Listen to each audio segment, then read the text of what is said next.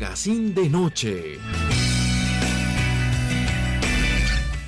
Qué grato, amigas y amigos televidentes de Guanevisión, Canal 2 de Digital, que ustedes y nosotros lleguemos a partir de este momento al punto de encuentro, la cita diaria que tenemos con los diferentes temas que seguimos abordando con nuestros invitados, sin perder ese carácter desde el punto de vista informativo, didáctico, pedagógico y con los temas de opinión. Seguir recordándole que aquí tienen esa tribuna quienes están liderando diferentes proyectos, diferentes actividades con niños, con jóvenes, con adultos, temas relacionados con la cultura, con el deporte, con la educación, en la parte gremial, con los diferentes temas donde usted vengan liderando, vengan proponiendo. Primero, la participación de esas comunidades. Segundo, un mejor estar de esas mismas. Si a bien lo tienen, nos pueden contactar vía WhatsApp al 316-7470-575. 316-7470-575 y ahí, de acuerdo precisamente a estas solicitudes, estaremos hablando con usted referente a esas labores. Originándose esta programación desde el área metropolitana de la ciudad de Bucaramanga, nuestros estudios ubicados en la villa de San Carlos del Pie de la Cuesta, Santander, Colombia. Soy Luis Eduardo Arias Jaimes, que en compañía de todo el equipo de producción, a partir de este momento les invitamos para que nos acompañen en el tema que vamos a abordar en el día de hoy. Un tema que cada vez cuando hablamos de migración, cuando hablamos de desplazamiento, cuando hablamos en materia laboral, cuando hablamos alrededor de lo que anteriormente popularmente decíamos o aún manifestamos la trata de blancas. Hoy pues desde el punto de vista evolutivo también técnicamente y con base a unas normatividades que a nivel internacional o a nivel nacional pues ya en la medida en que esas problemáticas han aumentado pues lógicamente se ha regulado referente a eso. Hoy trata de blancas no, sino trata de personas. Para tal motivo hemos invitado a María Delgado Pinilla, es trabajadora social de la Universidad Industrial de Santander y quien también ya con alguna experiencia de lo que son los semilleros, de lo que también su experiencia en trabajo con algunas comunidades, pues vamos a hablar de ese tema. Pues María, a usted como trabajadora social, bienvenida aquí al Magazine de Noche. Muchísimas gracias Luis Eduardo y a toda la audiencia de Guanevisión. Un gusto estar acá y que podamos hablar de este tema que tiene relación directa con los derechos humanos. A ver, algo que tiene que ver y que realizamos también nosotros acá permanentemente es también conocer el perfil de quienes están haciendo esas labores, como lo decíamos al comienzo, referente a el trabajo con las comunidades. Pero curiosamente, tal vez se preguntarán, María, ¿por qué? María es el nombre que me dio mi padre y mi madre. Es el nombre más común, yo siempre lo presento así, pero nadie lo tiene porque María es un nombre bastante común en Colombia por lo menos, pero María es un nombre que casi nadie tiene. Entonces es como también una especie de acertijo. Y fue a propósito, no que hubiese sido un error, ¿no? De el notario o el registrador que le colocó dos veces María, el nombre compuesto. No, me pasa mucho en las diligencias que sí me preguntan que si mi nombre está bien, que si quedó bien, entonces con mucha alegría y orgullo les digo que sí, que está bien. Bueno, pues aclarada esta situación, el que no fue error de imprenta, no fue error de allá en esos documentos que por protocolo todos desde muy pequeños nos hacen nuestros padres. A ver, trabajadora social de la Universidad Industrial de Santander, ¿no? Sí, señor. Desarrollé mis estudios allí, complementariamente, pues también realicé procesos de investigación con la universidad y bueno, espero que desde mi aporte como profesional, como mujer, pues también ayudar a construir universidad para la gente. A ver, una profesional muy joven, ¿por qué se inclina precisamente por esta carrera, por trabajo social? Bueno, pues yo inicié como la mayoría de las personas que iniciamos trabajo social, pues desconociendo mucho lo que es esta disciplina y esta profesión, pero también con un elemento muy importante y es la iniciativa o la curiosidad sobre la justicia social. A mí me interesaba mucho pues saber cómo era posible que pues las desigualdades no fueran como tan expresadas en la sociedad. También pues con esa iniciativa de, bueno, ayudar a las personas.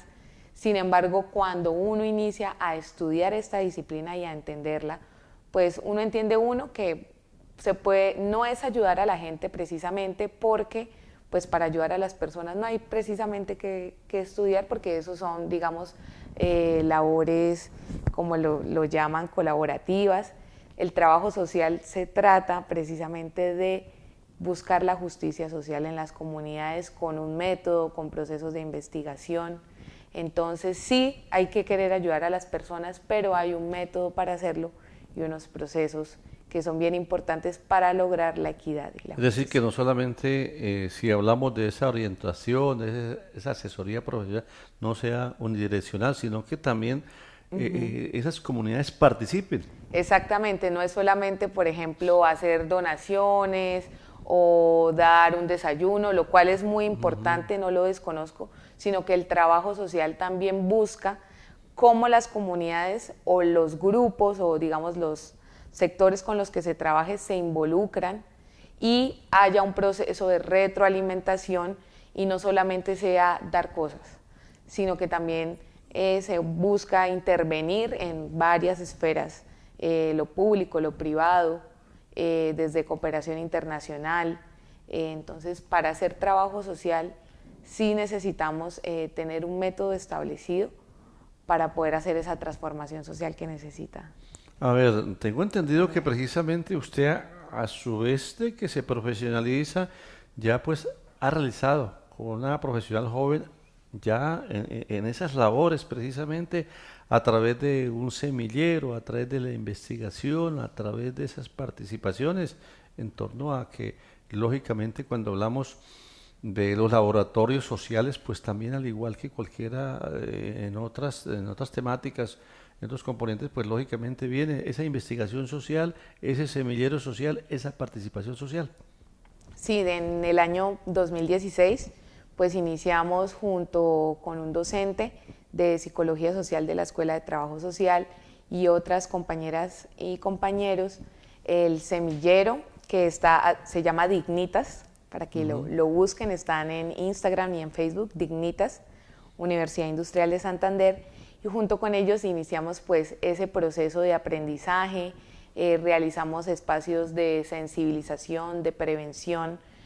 También no nos hemos quedado solamente en la universidad con las investigaciones, porque el semillero también ha liderado tesis de maestría, tesis de pregrado de la Escuela de Trabajo Social, sino también hemos ido a los colegios, hemos ido a espacios institucionales con comunidades a hablarles de qué es la trata de personas y qué tiene que ver eso con sus vidas.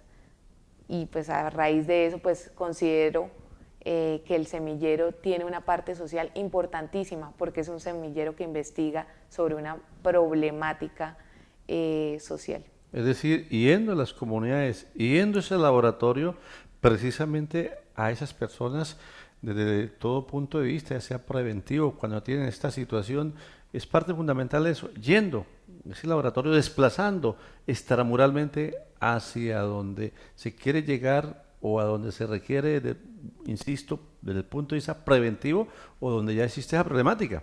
Exactamente, porque también el semillero ha buscado orientar a profesionales que tienen que ver con la asistencia a víctimas de trata de personas o que tienen que ver con los procesos, digamos, de investigación, no solamente desde el punto de vista policial, sino también que tienen que ver con toda la ruta de asistencia y protección. Entonces el semillero busca capacitar también y fortalecer en alianza con instituciones públicas pues los procesos para que los profesionales sepan abordar este tema y se conozca este tema. El semillero ha participado del Comité Municipal de Lucha contra la Trata de Santander, de Bucaramanga, y el Departamental de Santander, que existen unos comités sobre eso. A ver, esos elementos que participan y que hoy se habla de articular en todos los aspectos cuando se llaman políticas de Estado, políticas públicas, políticas gubernamentales, los tres elementos fundamentales pienso la autoridad competente, ¿no? Con la misma situación, con la misma problemática. Ustedes como laboratorio, como semillero, pero también la recepción por parte de las comunidades, porque a veces de pronto no hay una muy buena aceptación por X o Y motivo, o a veces se recepciona desde el punto de vista ya sea preventivo o cuando existe la problemática. ¿Cómo ha sido ese comportamiento, esa articulación? Bueno, precisamente como lo mencionaba, para llegar a las comunidades, uno, desde el espacio en que se llegue no hay que llegar improvisando. Y desde ahí es donde vemos cómo se fomenta la participación desde el trabajo social. Esto es muy importante y es transversal a toda la intervención profesional que se realiza. Entonces, las comunidades siempre cuando iniciamos decíamos, no, de pronto la gente no entiende o no le interesa, y no hay que creer eso, porque muchas lideresas y muchos líderes sociales de las comunidades de barrios socialmente estigmatizados les interesa estos temas o han trabajado temas relacionados, como por ejemplo la explotación sexual comercial de niños y niñas, ¿sí? La violencia contra la mujer. Entonces, uno normalmente cree que a las comunidades no les interesa, y sí les interesa. Lo que ocurre es que no llegan muchas veces la oferta institucional allí, pero cuando conocemos el sector a donde vamos a ir, conocemos cuáles son las necesidades, ¿sí? Y no llegamos a un barrio como a preguntar que acá cómo es que se llama o acá qué personas están, pues muy posiblemente lleguemos con elementos que puedan fomentar esa participación, que respondan a las necesidades y que podamos aprender de lo que la comunidad o los grupos nos pueden aportar. Entonces eso es lo que muchas veces ha hecho el semillero, conocer la necesidad y llevar un conocimiento situado. Es decir, a veces pues dicen, hemos tenido la oportunidad en nuestro trabajo periodístico con algunos medios referente a cuando en las comunidades de pronto no hay la recepción porque dicen algunas comunidades no hay la continuidad, así como aparecen desde todo punto de vista algunas labores pues desaparecen y no hay una proyección, no hay una continuidad. En otras palabras nos dicen, nos utilizan. Claro. Y realmente el meollo del asunto, ya sea preventivo o ya sea cuando existe estas circunstancias, pues no se da. Entonces hay como una desconfianza en esas comunidades. Pero en el caso particular de ustedes, tengo entendido que cuando llegan, pues ya se conoce la situación de ese sector, de ese barrio, de esa concentración poblacional, qué sé yo. Es decir, no se llega a improvisar, es lo que le entiendo. Sí, y precisamente, pues si bien el semillero pues ha tenido espacios, como lo decimos, extramurales de la universidad, siempre se llega con un objetivo claro. ¿Qué vamos a hacer en este colegio? Y que, por ejemplo, el rector, ¿sí?, la rectora, los directivos tengan presente cuál es el objetivo del semillero y que no ocurra lo que muchas veces ocurre en los procesos de investigación, y es lo que llaman utilizar a la comunidad, sino que se vea la importancia, y siempre están nuestros objetivos de sensibilización o de prevención, porque son pues dos situaciones distintas, que se pueda conocer qué queremos hacer, para qué se van a llevar las personas, y siempre tratamos de hacer ese feedback o esa retroalimentación de, bueno, qué aprendieron, qué les quedó. Entonces siempre para el semillero ha sido importante entender el objetivo, el por qué, el para qué le quedan a las personas y si las personas se llevan algo. Entonces eso es investigación socialmente responsable y con ética. María Delgado Pinilla, profesional del trabajo social, nos acompaña en el día de hoy para hablar de un tema pues lógicamente preocupante y que infortunadamente, con base a las situaciones de desplazamiento, de migración, de igual manera de situaciones socioeconómicas, incluso de violencia intrafamiliar, pues se presenta lo que decíamos al comienzo, la trata de blancas, y que hoy técnicamente pues se conoce como trata de personas. A ver, entremos al grano ahora sí cuando hablamos de ese tema específico. Hablábamos anteriormente trata de blancas. De pronto cuando decimos trata de blancas decíamos extracámara, o a veces decíamos, o a veces suponemos de que es racista si hablamos, ¿por qué no trata de morenas? ¿Por qué trata de negros? ¿Por qué trata de blancas? Bueno, creo que las personas cuando escuchan este término de trata de personas o trata de blancas, pues estos términos que hacen, uno, estigmatizar la problemática o estereotiparla. Entonces creemos que la trata de personas solo le ocurre a las mujeres, o solo es para explotación sexual, o que solo ocurre cuando salimos del país, ¿no? Son como tres ideas. Entonces, Sí. ¿por qué es racista? Siempre hacen el chiste, ¿no? Como que, ay, pero las personas negras también tienen derecho. No, es que se trata que desconocemos la realidad y el sufrimiento de las víctimas de este flagelo. Entonces, por eso es racista, porque estamos desconociendo que los niños, niñas y adolescentes, los hombres y las mujeres, digamos de cualquier cultura, las personas indígenas, los campesinos de cualquier edad, los adultos mayores, también son víctimas de trata o pueden ser víctimas de trata de personas. Entonces, por eso decimos que es racista, porque desconocemos la deshumanización que ocurre en la trata de personas, pues con los sectores poblacionales a los cuales afecta esto. Lo que su merced mencionaba del tema de que ocurre también con la violencia intrafamiliar, eso se llaman vulnerabilidades. Las personas en las diferentes esferas que tenemos. Pero que de ahí pueden conllevar a la trata. Entonces, exactamente, entonces existen unas vulnerabilidades. Entonces, la que más, digamos, se ocurre o piensan las personas es, bueno, la económica. Entonces, no, si yo... O sea, puede ser un detonante esa también, Puede ¿no? ser un detonante, ya vamos a explicar por qué, precisamente explicando qué es la trata, pero a lo que voy es que siempre se cree que la vulnerabilidad es económica únicamente. Entonces, no, si yo tengo buena solvencia económica, entonces eso nunca me va a pasar, y realmente no es así, porque vulnerabilidad también hay, digamos, desde la esfera psicológica de la salud mental, individual, los problemas familiares, o simplemente, como le hablamos muchas veces a niños, niñas y adolescentes, usted poder soñar y proyectarse, también, digamos, de alguna manera lo hace vulnerable, porque la trata es esa captación. Hay otra palabra que a veces se emplea y se sigue empleando para diferenciar, y ese es uno de los objetivos que queremos y queremos cumplir, la parte pedagógica, ¿no? Cuando hablamos de trata de blancas o trata de personas, la que usted ya ha ido diferenciando, también hay otra palabra, ¿no? Cuando hablamos del tráfico, ¿qué diferencia? Tráfico de personas a trata de personas. Bueno, la trata de personas es un delito. El tráfico de personas o tráfico ilícito de migrantes también lo es. ¿Cuáles son las dos diferencias cruciales? Uno, la trata de personas es un delito cometido contra la persona que vulnera la autonomía personal y la dignidad de la persona. El tráfico ilícito de migrantes sí es un delito, pero que se comete contra el Estado frente al cual se vulneran, digamos, o se infringen esas normativas legales migratorias. Pero puede llegar en un momento Claro. a hacer una intercesión, a unificarse y, Sí. y confundir el tráfico con la trata. Sí, muchas, y eso pasa mucho en las traducciones de muchas películas que, digamos, dicen, no, tráfico de personas, entonces la gente lo confunde con trata. Entonces, ¿qué es lo que ocurre? Hablando de estas dos diferencias importantes.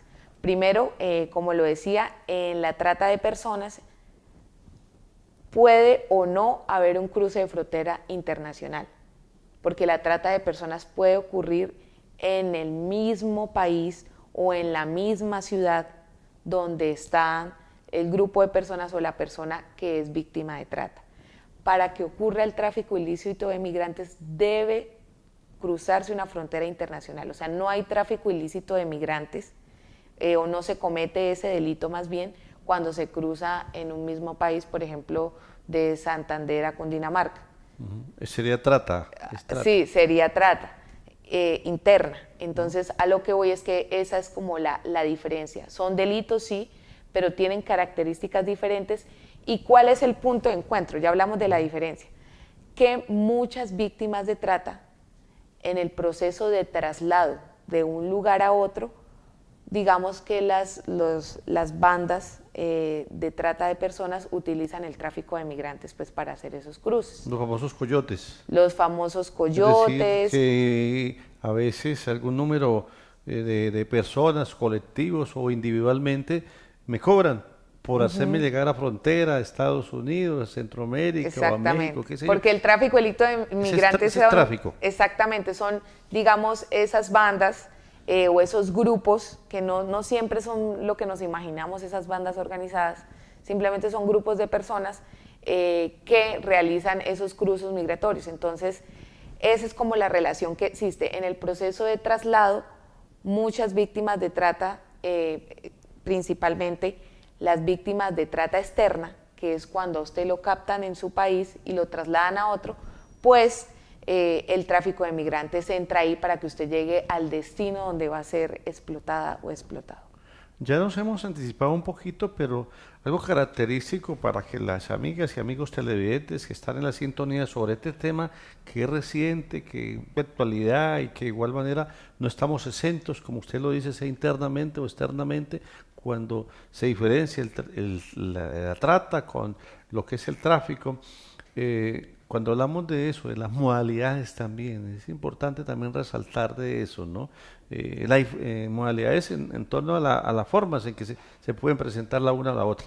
Bueno, entonces, en la trata de personas hablamos de modalidades y de finalidades de explotación. Entonces, las modalidades que usted me pregunta, entonces, como lo mencionaba, existe la interna, que es cuando la persona es captada, sea a través de redes sociales o por un amigo, para que se traslade, sea esa persona o que le ofrezcan los medios para trasladarse, sea en avión, terrestre, caminando, como sea, cualquier medio. La logística. La logística y llegue a otro punto de la ciudad o del lugar donde se encuentra. Puede ser a otro barrio, puede ser a otra ciudad, a otro departamento, pero no sale del país donde se encuentra.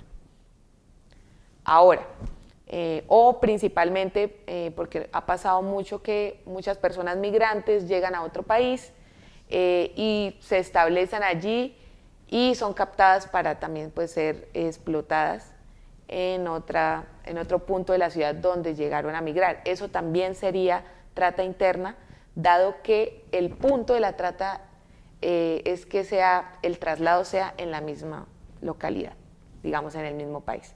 Ahora, la trata externa, como lo mencionaba, es el cruce de esas fronteras legal o ilegalmente. Cuando hablamos de legal o ilegalmente, hablo del proceso migratorio, ¿sí? Porque ya a las personas no se les dice que son ilegales o que son legales, no. Lo ilegal es el proceso. Las personas están o en situación migratoria regular o irregular, pero hablamos de legal o ilegal del proceso migratorio. Entonces, ahí hablamos de trata externa, cuando se cruza la frontera.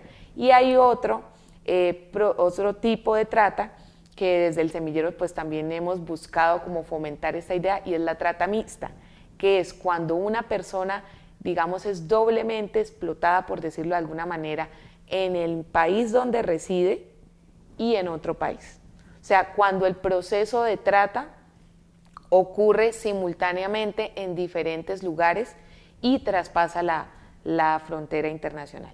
Entonces existe la trata mixta, todavía en la normatividad no se ha desarrollado esto, pero para eso está la investigación, para poder mostrar en las políticas públicas y en las entidades con competencia cómo es el fenómeno y cómo se desarrolla.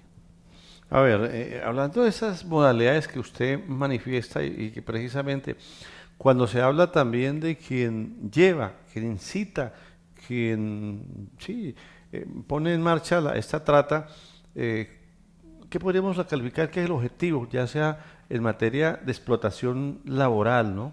Sí. De explotación sexual, de explotación de materiales ilícitos, en fin, todo lo pertinente? ¿Qué caracterizamos a eso? ¿Qué podríamos diferenciar de las modalidades a lo Perfecto. Que es precisamente el objetivo final, quien busca, quien está en la trata? Entonces hablamos de finalidades, precisamente. Ajá. En la normatividad colombiana se hablan de 7 finalidades. Internacionalmente aproximadamente se ha buscado como ampliar el espectro. Entonces las personas, desde la persona que capta hasta la que ayuda a todo el proceso de traslado, hasta la que recibe la persona cuando llega al lugar de explotación, son tratantes. Todos en esta cadena tienen, digamos, funciones o procesos. Sin embargo, digamos que en la normativa, la persona que capta tiene la misma responsabilidad que la persona que explota, que la persona que traslada, ¿sí? Digamos, penalmente, la trata está en el Código Penal 188A, para, digamos, las personas estudiosas en el derecho. Ahora, las finalidades. La finalidad más conocida a nivel nacional y a nivel internacional es la explotación sexual, o como lo llama la normativa, explotación de la prostitución ajena y otras formas de explotación sexual. ¿Por qué prostitución ajena? Porque sabemos que la prostitución, digamos, en Colombia, se denomina como una actividad sexual paga realizada por personas mayores de 18 años. Sin embargo, cuando hablamos de prostitución ajena, hablamos que la persona no lo hace por voluntad propia o su consentimiento fue viciado. Entonces, acá hablamos de... Engañada, manipulada, ¿sí? Coaccionada. Entonces, porque siempre creemos como que la obligatoriedad es como que le pongan a alguien un arma, y no necesariamente, no necesariamente. Entonces, la explotación sexual no solamente es esa prostitución ajena que se da en calle, que vemos a las mujeres normalmente en falda, no. La explotación sexual es, por ejemplo, estos lugares que se están utilizando también como sitios webcam en las propiedades horizontales y demás. Puede ocurrir la trata de personas allí. No estoy diciendo que estos lugares son de total explotación sexual, pero es muy posible que la trata de personas ocurra acá. También existe la explotación sexual con finalidades como pornografía o explotación material sexual abusivo de explotación infantil. Entonces, digamos que la explotación sexual tiene un amplio espectro. Me podría detener más en ello, pero pues quiero dejar estas 3 ideas. Otra finalidad muy poco conocida es la mendicidad ajena. Acá en el área metropolitana de Bucaramanga hubo un especial que sacó cierto programa sobre el tema de alquiler de niños. Quisiera decir acá, no se llama alquiler de niños, es mendicidad ajena, y es una modalidad de la trata de personas, que es cuando una persona es captada y trasladada y transportada en diferentes puntos. A través de una contraprestación económica. Que eso es lo que hacen los tratantes. Y entonces este niño, esta niña, este adulto mayor, esta persona con discapacidad, la limosna que está pidiendo no es, digamos, para su beneficio, para lo que aparentemente dice, sino que para es satisfacer esas para necesidades otras personas. Ajá. No para precisamente, digamos, finalidades sexuales, sino que ese dinero de la limosna que recibe este niño o esta persona se la debe entregar en una gran parte a los tratantes o a las personas que los tienen en esa condición de mendicidad ajena. Entonces, muchas veces cuando estamos dando esta limosna, esta moneda, no sabemos cuál es la otra cara de esa moneda. Y siempre, pues, digamos que las redes de mendicidad ajena se aprovechan de esto. También tenemos trabajos forzados, que los trabajos forzados es lo que muchas veces pues mal llaman explotación laboral. La explotación laboral, digamos, tiene otras características particulares. Sin embargo, los trabajos o servicios forzados son esas situaciones de realizar un trabajo, normalmente es agrícola. En el tema industrial también se ve muchísimo esta situación de trata de personas para satisfacer, digamos, el bolsillo, entre comillas, de otras personas. Entonces, muchas veces esto se ve mucho en India también. También tenemos la finalidad de matrimonio servil, una finalidad poco conocida. Ahorita en el Congreso se está tramitando una ley para prohibir las uniones tempranas de niñas, niños y adolescentes. ¿Matrimonio qué? ¿Servil? Matrimonio servil, que es cuando, digamos, una persona, un niño, niña, adolescente, normalmente una mujer, contrae matrimonio en contra de su voluntad o está en una unión marital de hecho en contra de su voluntad o con su consentimiento viciado. Entonces, esto ocurre también en Colombia. No solamente ocurre como creemos, no, eso pasa por allá en La Guajira, que entre comillas venden las niñas. Por cultura, cosas. por unas tradiciones, No, ancestrales, no. qué sé yo. El departamento donde más ocurre esto es Antioquia y Cundinamarca. Entonces, importante que veamos que esta ¿Por qué situación... se cree que en ese, o por ese trabajo investigativo, el laboratorio cree, por qué se caracteriza con base a lo que usted manifiesta en esas ciudades? ¿Por qué se concentra más? Uno, por digamos, la situación social y la historia de violencia que han ocurrido, digamos, principalmente en Antioquia, en Medellín. También por la parte geográfica, la ubicación. Sí, estas digamos, también por la situación de vulnerabilidad económica que ocurre, la desatención que existen en muchos municipios de Antioquia. Estas cifras o esta información la tengo del Observatorio contra la ESNA de la ONG Valientes Colombia. Entonces, ¿qué ocurre? Sí, en La Guajira también ocurre, pero también ocurre, por ejemplo, en el Baupés, también ocurre en el municipio de Mitú. Entonces, a lo que voy es que este tema de matrimonio servil tiene que ver muchas veces con la situación económica, con las violencias de género que viven muchas niñas y adolescentes. ¿Sí? Vamos a la cuarta finalidad para ir cerrando. También tenemos la extracción de órganos. Esto se ve mucho en las fronteras entre países normalmente, ocurre bastante en la frontera de México con Estados Unidos. También tenemos pues la servidumbre. No, ella vive con nosotros, ella es la señora que nos hace acá todo, ella vive acá, pero no le están pagando, no la dejan salir, no la dejan hablar con nadie, la usan sexualmente, entre comillas, la compraron en pago de una deuda. Esto es servidumbre. Entonces, estas finalidades son el punto en el que podemos ver que la vida humana se cosifica. La dignidad no es importante. Las personas son una transacción económica o en especie o para dar prestigio a un grupo de personas. Eso es la trata. Quitarle la dignidad y la autonomía a otra persona para cualquiera de estas finalidades que atenta contra los derechos humanos. A ver, cuando seguimos hablando de esas dos palabras, trata de personas, pues lógicamente las características también de ese trabajo investigativo que han hecho ustedes desde el laboratorio, del semillero, ¿qué edades? Es las que más se cocinan, donde más se lleva a práctica la trata de personas. ¿Qué edades? Bueno, las cifras que se tienen de la trata, y hay que decirlo, la trata lastimosamente es un delito que tiene un subregistro del más o menos 80-90%. Quiere decir que las cifras que tenemos, cuando nos preguntan cifras y todos quieren saber de un delito o un fenómeno por unas cifras, no muestran la realidad.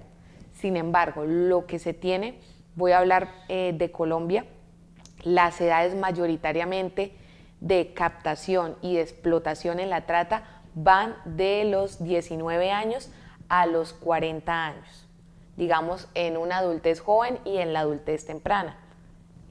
¿Por qué? Porque son las edades productivas, entre comillas, entonces captar jóvenes, ¿sí? ¿Por qué? Porque para las redes de trata, para los tratantes o estas personas que cometen este delito, pues ven a las personas como, bueno, esta mercancía pues me sirve más que esté joven. Entonces, estas son las edades. Sin embargo, principalmente para la explotación sexual, digamos, con el tema de niños, niñas y adolescentes. O sea, sería que de acuerdo al objetivo que se busque por los tratantes, pues clasifica las edades, si es para la mendicidad, si es para la prostitución, en fin, ¿no? Sí, es para la prostitución ajena, exactamente. Entonces, sin embargo, son muy vulnerables también las y los adolescentes de los 14 a los 17 años a la explotación sexual de niños, niñas y adolescentes, a este tema. ¿Por qué?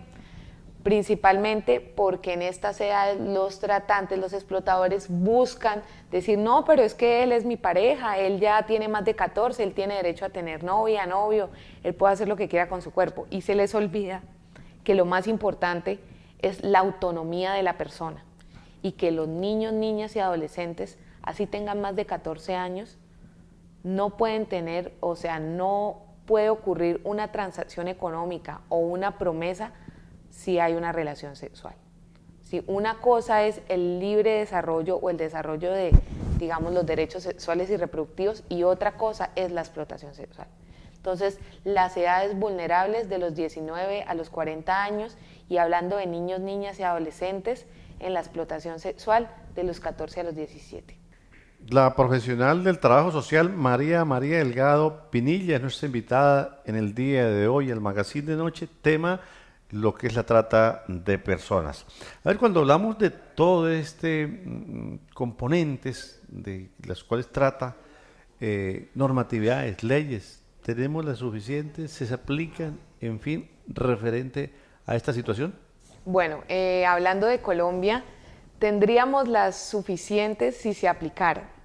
¿Qué ocurre? En Colombia se inició a hablar de este tema, a través de la ley 985 de 2005, el Congreso legisló una ley que busca establecer cuáles son las medidas de asistencia y protección a víctimas de trata de personas y definir también un poco más en profundidad este delito.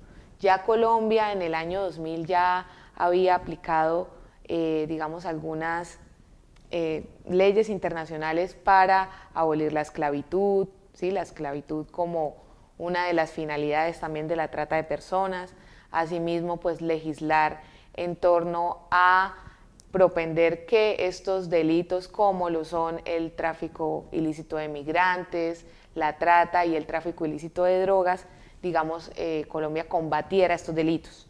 Pero ya adelantándonos un poco más a la pregunta, en el año 2014 en Colombia también se crea una ley que busca ampliar esta ley del 2005 y exponer las responsabilidades que tienen las entidades públicas, y hablando de qué responsabilidad tiene la Fiscalía, las alcaldías, las personerías, ¿sí? Diferentes entidades del Estado en la asistencia a víctimas y demás.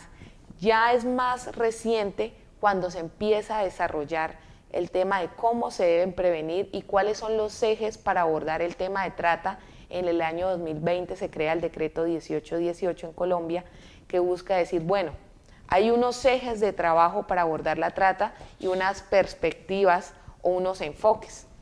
Entonces, la normatividad, podríamos decir, comparada con otras, es un poco nueva, sin embargo, se ha venido ampliando.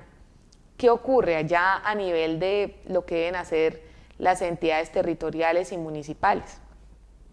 Deben crear las políticas públicas adhiriendo todo este tema nacional.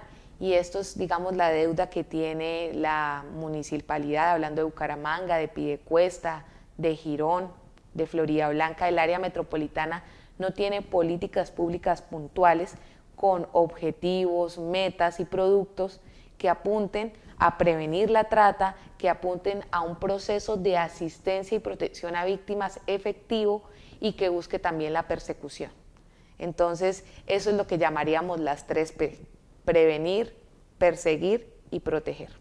Entonces, esa es la deuda, digamos, que tiene al nivel municipal y el nivel de Santander, y esperemos que desde los nuevos gobiernos, en los planes de desarrollo que están, digamos, realizándose y los procesos que se hagan en los consejos, pues se tenga también esta perspectiva, y esto es lo que también buscamos las personas activistas en este tema.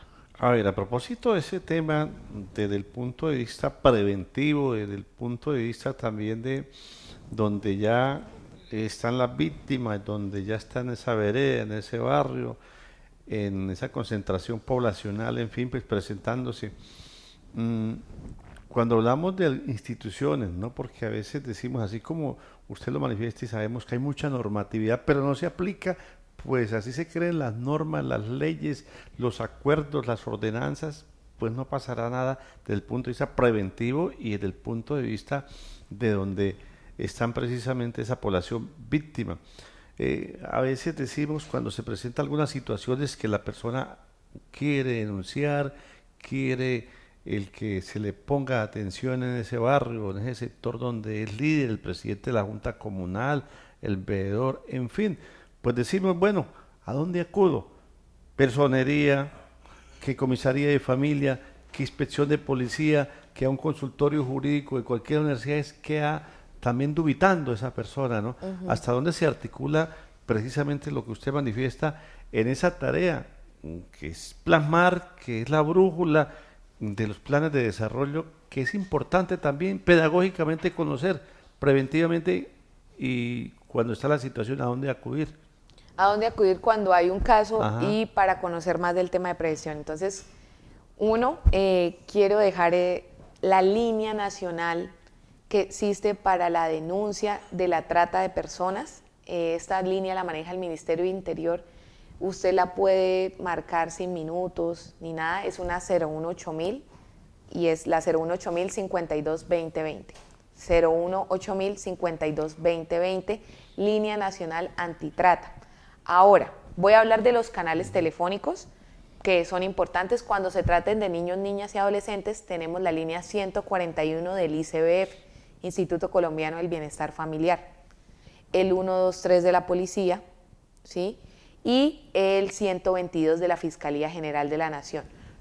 Digamos, quiero dejar estos números no diciendo que activar un proceso de ruta o de asistencia y protección a una víctima se queda en una línea, pero es importante que conozcamos digamos, estas rutas telefónicas, por decirlo así, o estos medios telefónicos. Y en cualquiera de las entidades que usted mencionó, sea inspección de policía, personería, alcaldía, un CAI, un centro de salud, un consultorio jurídico, estas entidades deben remitir al Comité de Lucha contra la Trata de esa municipalidad.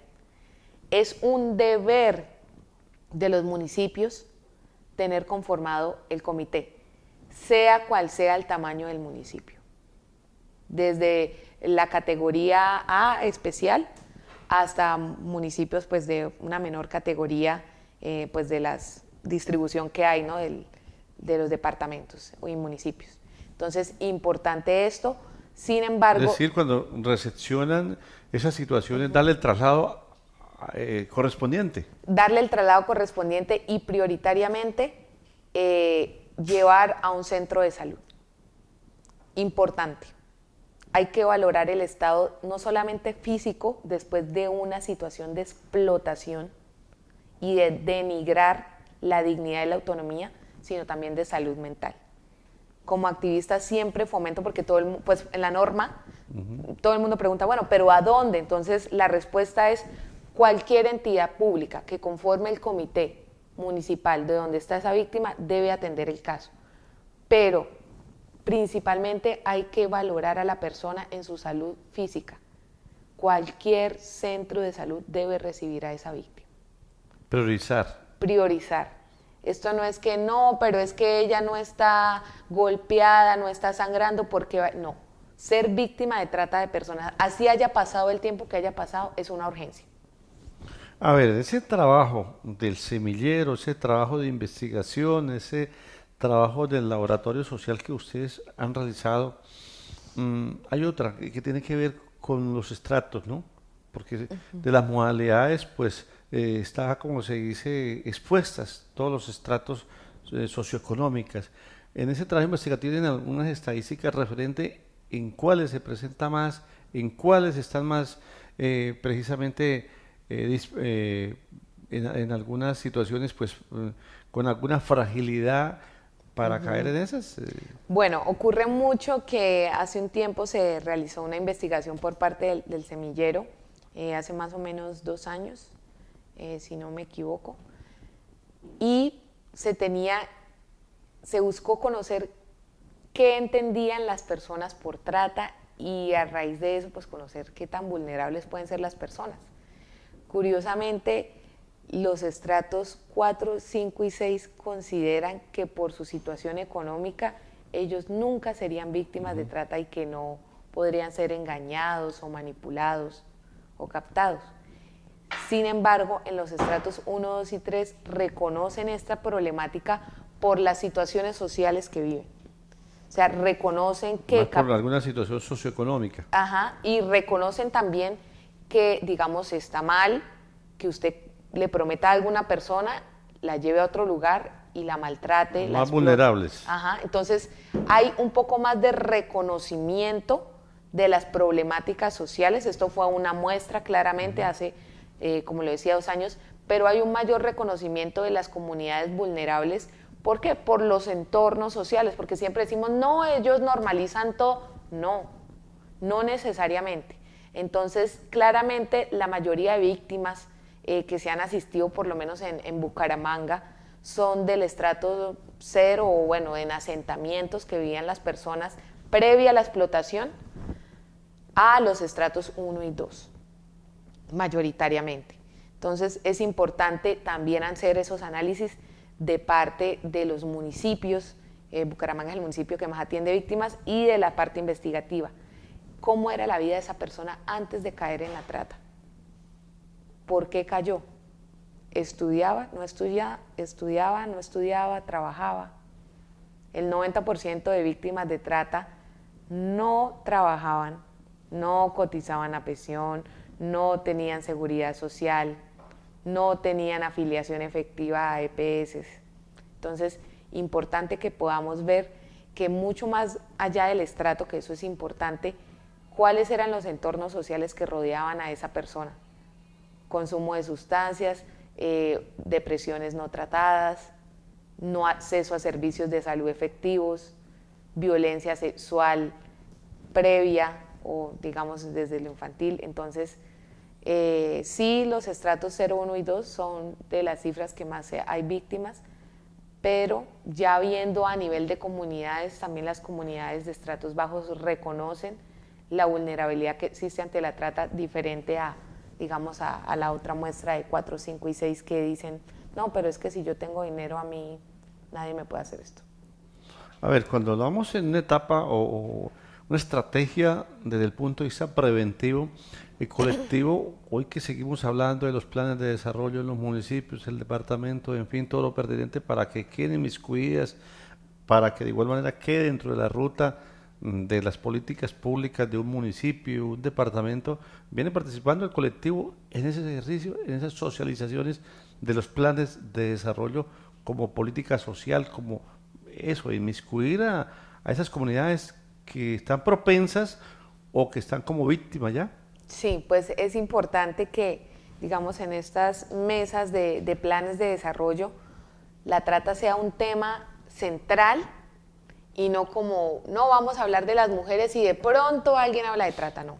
Tenemos que hablar de la trata como un tema y una vulneración de derechos humanos que afecta la economía de una ciudad, que afecta la seguridad de una ciudad, que afecta los derechos humanos de la población y el bienestar emocional, de salud mental y físico de las personas.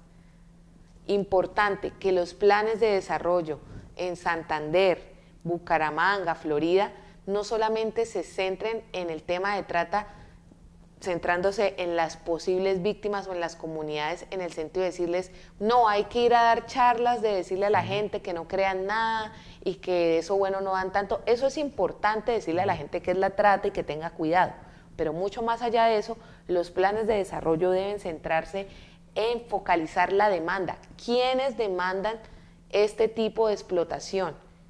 En los procesos de sanción efectiva y de promover los procesos de justicia restaurativa para estas víctimas de trata de personas, que los planes de desarrollo no solamente busquen, como lo digo, hacer charlas, que eso es importante, y eso no es solamente el tema preventivo, sino también de sensibilización sostenida, que haya presupuestos para la asistencia y protección a víctimas, que haya presupuesto para también hacer procesos de prevención y de realizar, digamos, de alguna manera, alianzas con Fiscalía, con las entidades de investigación, para que se pueda desarticular todas estas cadenas de la trata, de estas redes.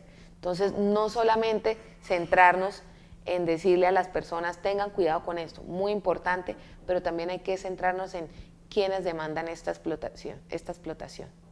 O que cultiva, que propicia precisamente esta explotación. el que haya ausencia de políticas públicas en la parte socioeconómica, allá en esa vereda, en ese barrio, en ese municipio.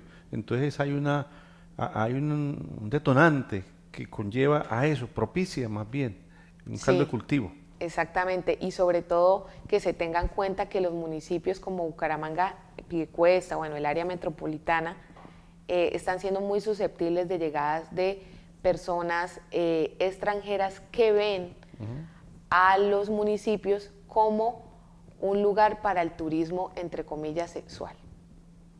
Y esto no se trata de, digamos, de xenofobia, como muchas veces se trata el tema de migración venezolana, sino a lo que me refiero es que hay que hacer controles de estas personas que llegan del norte de América, de otros países, digamos, a buscar, entre comillas, mujeres, niñas.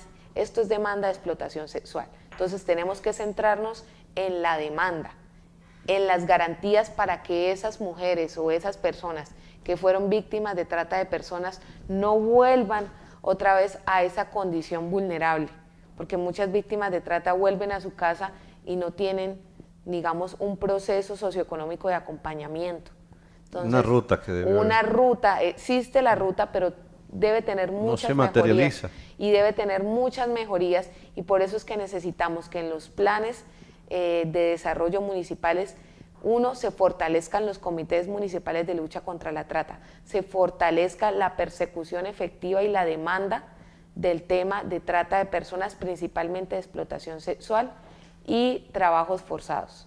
¿En qué incide también otro elemento cuando hablamos hoy de las situaciones de género en esta problemática, en la trata de personas?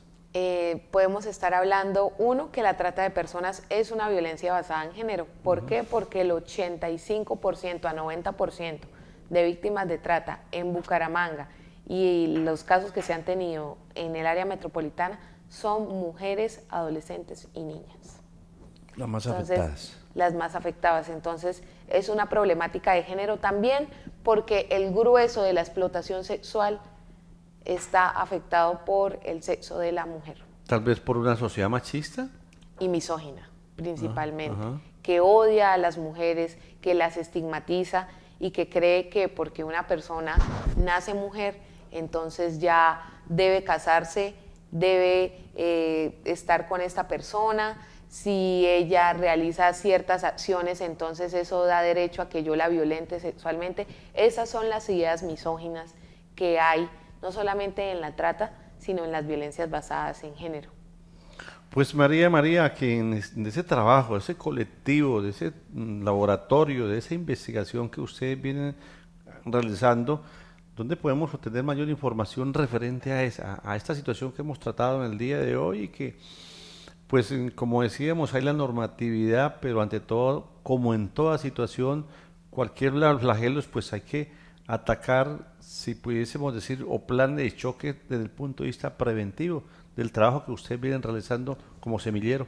Bueno, en Instagram tenemos una página donde estamos publicando los procesos de formación, se llama Dignitas WIS, Dignitas porque es dignidad en latín. Muchas veces nos preguntan que por qué no dignitos y dignitas. No, Dignitas WIS, nos reunimos todos los viernes a las 2 de la tarde en la Universidad Industrial de Santander, en las redes sociales. También en Facebook pueden encontrar como Dignitas Semillero de Investigación, y allí pueden encontrar qué temas vamos a desarrollar, qué temas vamos a tratar, y pues invitadas e invitados a conformar partes del semillero. No tienen que estar estudiando en una universidad, se hacen parte de la comunidad, de la población civil, son líderes o lideresas, o simplemente son estudiantes de otras universidades. Bienvenidos a todos los profesionales, periodistas. Sin límite de edades ni de género. Nada.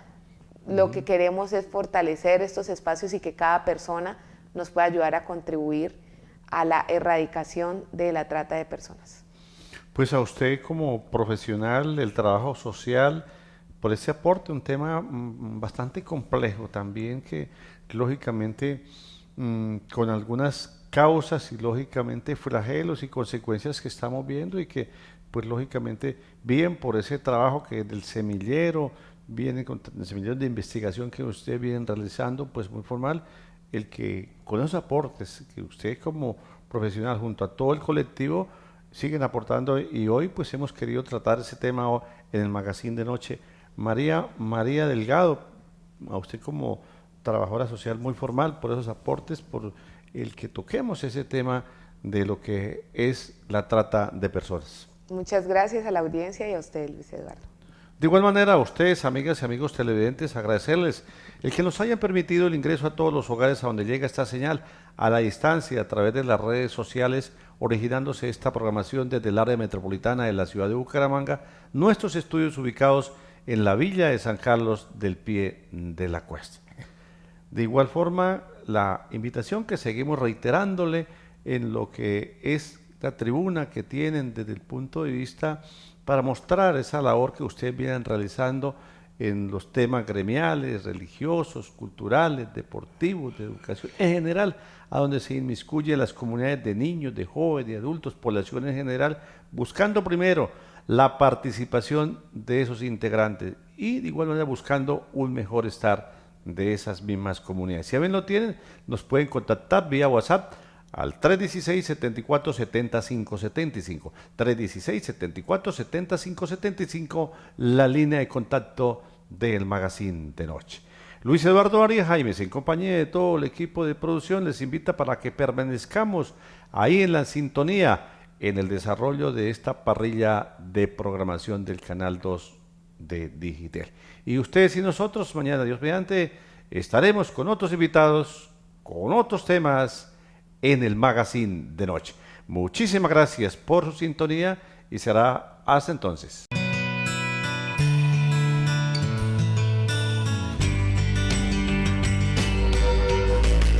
Magazine de Noche.